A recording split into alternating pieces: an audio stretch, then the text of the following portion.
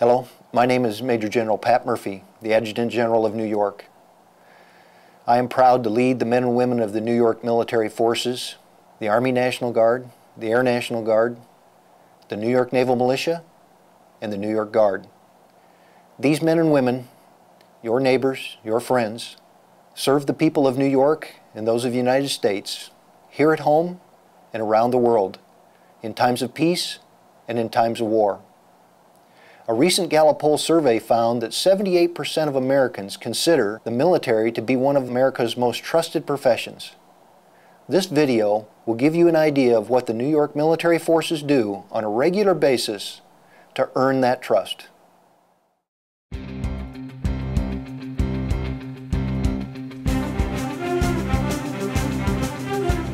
I am extremely proud of the men and women of the New York Military Forces. In the past year, they have fought overseas, helped their neighbors here at home, and worked hard to modernize the force.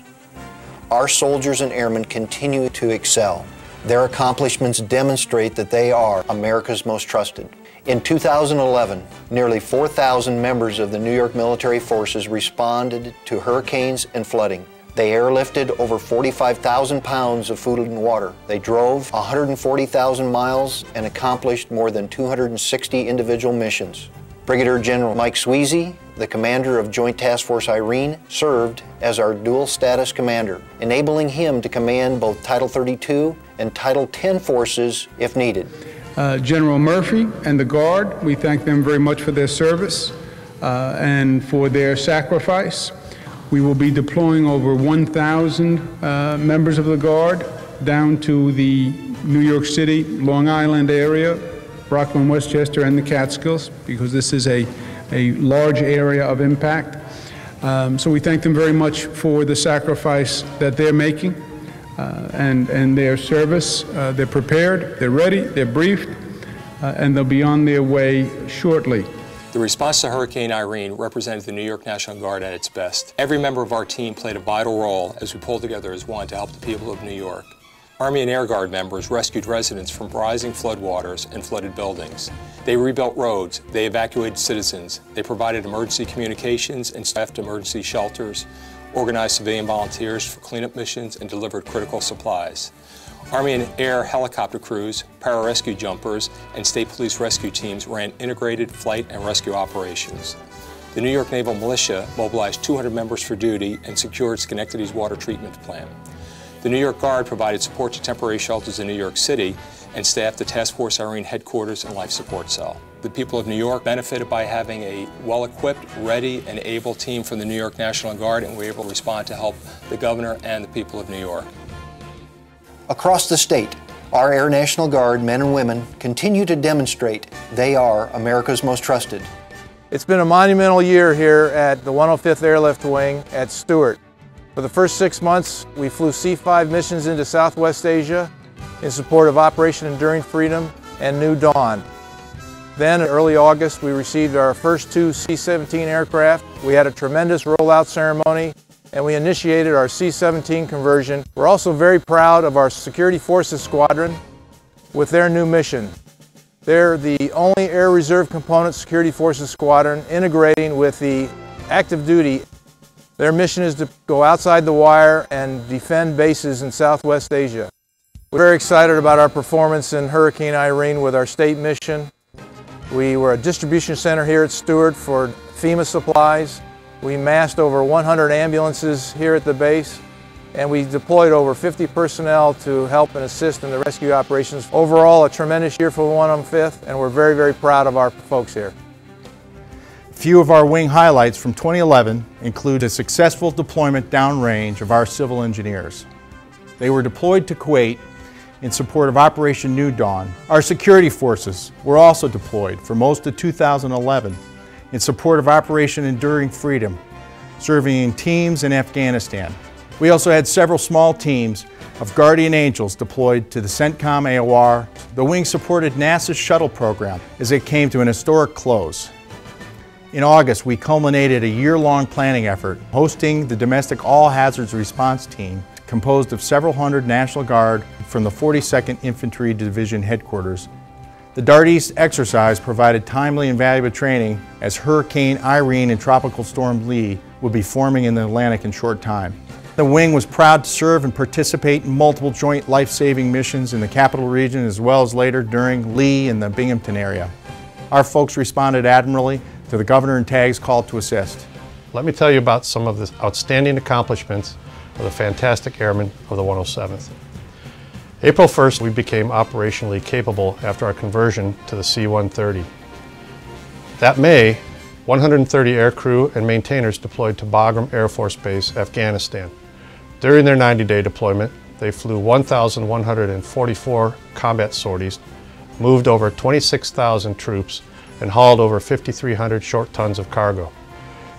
During this same period, the maintainers generated 2,700 sorties for 37,000 passengers, moving 7,500 short tons of cargo.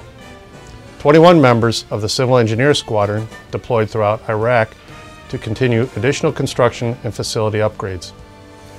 In August, the 107th, along with the rest of the New York National Guard team, answered the call during Hurricane Irene, sending 46 airmen downstate and an additional 62 remained at home station to handle hurricane evacuation needs as aircraft from throughout the state came to Niagara to avoid damage. This last year began, as all of our years do, with 109th deployed to the Operation Deep Freeze Theater in Antarctica. In addition to flying over 3,000 hours and transporting over 10 million pounds of cargo and 2,200 passengers, we completed end-stage testing of our 2 major aircraft improvement initiatives. And we demonstrated the capabilities of our ops and maintenance group in the world's harshest operating environment. On the day that we returned from Operation Deep Freeze, our first planes departed for our other annual operational deployment to Operation Raven Dew in Greenland, where we flew 7 rotational periods in support of the National Science Foundation and the international science community.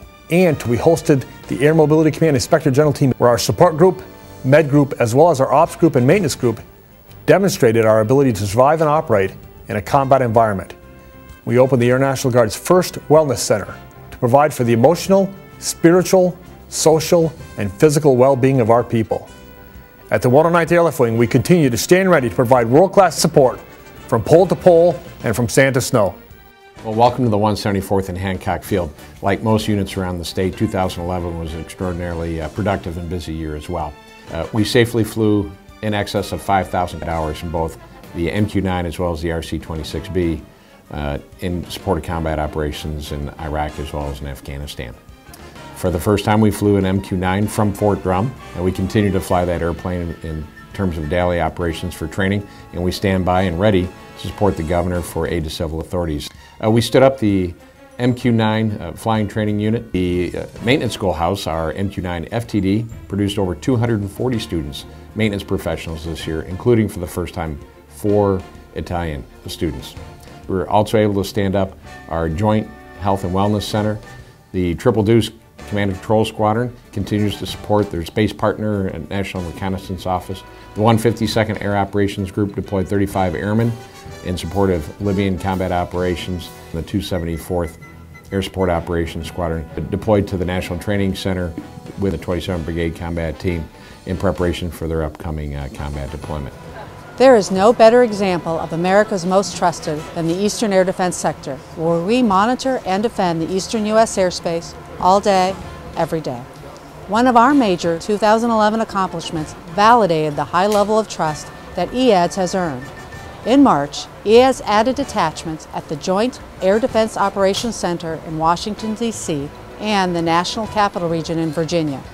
These additions formalized the critical role EADS has always played in the integrated air defense of the National Capital Region and improved the training and educational opportunities of our airmen stationed there. EADS flawlessly protected more than 60 presidential air movements, the State of the Union Address, the United Nations General Assembly, 3 space shuttle launches, and the 9/11 10th anniversary commemoration. We did all this while conducting our regular work, which involved identifying and monitoring more than 66,000 potential violators of flight-restricted areas. This was a remarkable year for the 42nd Division. Here in New York, there were a lot of groundbreaking events. Starting in July when we conducted the pre-mobilization training for the 27th Brigade up at Fort Drum. And I would say that after 10 years of conducting training for National Guard soldiers getting ready to deploy, we saw a textbook solution as to how you prepare them, how you conduct warrior tasks and battle drills, and I couldn't have been prouder of the way it went. In August, we conducted Operation Rainbow Hurricane in conjunction with the 109th Air Wing and the 106th Rescue Wing. We deployed the entire division headquarters from here in Troy all the way to the edge of Long Island. Our practice came in good use later on in September when Hurricane Irene hit. For that event, the 42nd Cab really came up big, providing over 45,000 pounds of food and water delivery to people that were stranded by the storm, as well as providing aerial reconnaissance for the governor. In October, the 27th Brigade went to the National Training Center to conduct their CTC rotation, and the division headquarters sent a large group out to provide HICON. The one event that I am most proud of over the past year is the determination that the soldiers of the 27th Brigade, we here at the division headquarters, and everybody throughout the state of New York did to get the 27th Brigade mobilized. There were a lot of challenges involved with this. We had changes to the MOB date, we had changes to the manning documents, and we even had changes to the mission. But we drove on, and in the end, we mobilized probably one of the most ready brigades that the National Guard has ever deployed. Throughout 2011, once again, the 53rd Troop Command soldiers demonstrated their professionalism, commitment, and dedication. We deployed soldiers to Afghanistan and Guantanamo Bay. We participated in a training exercise in Mali and brought soldiers home from successful deployments in Iraq and Afghanistan. In addition to flood support, our engineers demolished Kings Inn and Kingston to prepare for the Surf P training exercise. They cleared the historic Erie Canal lock in Cohoes and opened a new readiness center at Camp Smith. The Army National Guard has trained, equipped, and prepared hundreds of soldiers for overseas deployments this past year. We have supported an aggressive soldier readiness program and continue our robust and proactive effort to ensure soldier family readiness. It is not just about getting soldiers ready, it's about taking care of them when they return. Most recently, we've dedicated additional resources to linking soldiers and their families to civilian jobs. We have met the challenges of this past year and succeeded every time. We will face new challenges in the year ahead. The mission of our Air National Guard units will evolve in response to Air Force equipment transfers and funding constraints. The Army National Guard will provide support to the families of the 27th Brigade and other deployed soldiers while training troops for deployments and domestic missions. Our New York Guard and New York Naval Militia will become more integrated in our domestic operations. We are proud of our service to both state and nation.